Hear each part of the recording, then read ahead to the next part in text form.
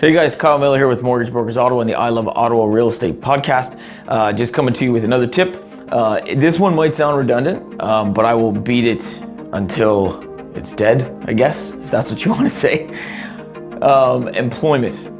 Understanding your employment and understanding how you are paid and understanding how it affects what you want to do in terms of buying a house.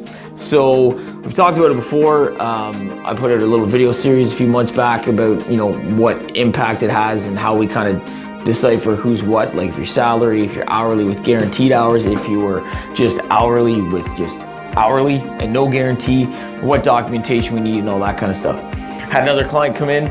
We were working together for a little bit and we've been trying to figure out, just exactly, figure out where they were, and they were a year or so away. So we weren't too worried about it. And then boom, as it happens, they always find a place they want to buy. So we came back, get together. Let's now really look at the documents that we have, right?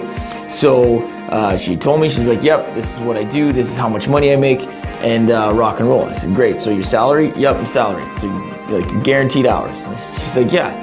I said, well, this is what you do. You're in the health field, so they don't usually pay salary. They pay like an hourly wage with guaranteed hours. Well, yeah, that's what it is. But it works out to be about, whatever it is, 75 grand, let's say. I said, okay, cool.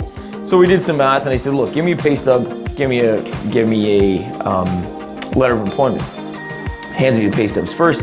Start doing the math. Say, okay, cool. Look, you don't actually make 75.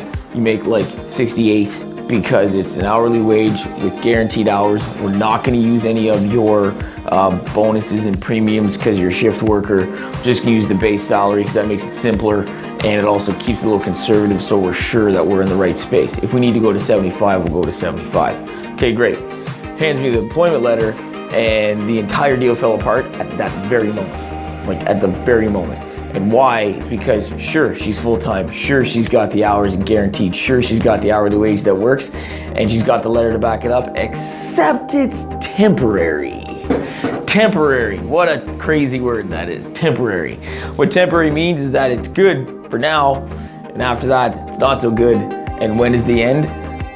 It's the end, and we don't know if we can say that it's gonna work out in the end. So, all of that to say, you have to be really cognizant about how you get paid. Just because you get a position that's full-time and it's temporary full-time, it's not full-time, right? That changes the deal. It changes your money. You're living large today, and that's great, and that's okay, but it doesn't show any consistency. So what we have to do then is we have to go back to using a 2-year average, right? Sure, you're making this today, but over the last 2 years, what have you made as long as you're in the same field? So that'll change how much money we can use. The other thing too is it's exciting to go out and buy a house. You're fired up to do it. You've now got the money, like you're making money, you're employed full-time. That is a big, huge deal for a lot of people these days, for sure. The emotions of getting, a full-time position, even though it's temporary, and maybe your industry well, and you know that no one doesn't not get full-time, right?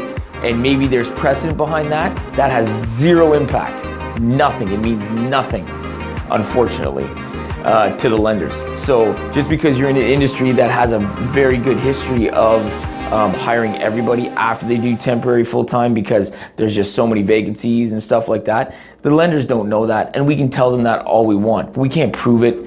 Just because we think it happens or it feels like it happens, we can't prove that. So that's where you have to really figure out what your status is, and really just to save yourself the pain, the grief. Yeah, I gotta ask the right questions for sure. So if some of this error is on me, I'll eat it for sure. But for your own sake, bring all that information to the table first, right? Don't just think because your paycheck says you make 75 grand a year that you really make 75 grand a year. I mean, you do, but do you in the way that we need you to for us to get you the house? You know what I mean? So like I said, I've got another video on my YouTube channel that you can check out that's got all that and a little more detail about documents to bring and all that stuff. I'm not gonna bore you with that today, but that's the thing I wanna make sure you understand is be very, very cognizant of how you get paid, what you earn, how you earn it, and what your position really entails or is how long it's for, especially if it's not just, straight up salary, 100% all the time. Anything outside of that, we're always going to need a little bit more paper. It's always going to be a little bit more difficult.